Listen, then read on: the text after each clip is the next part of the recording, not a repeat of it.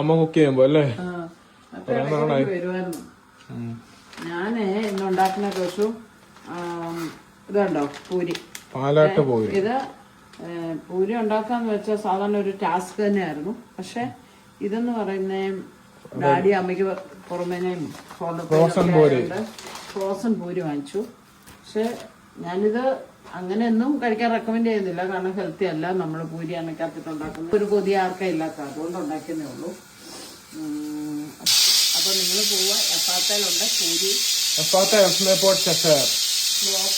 പൂരി വാങ്ങിക്കുക, ഉണ്ടാക്കുക.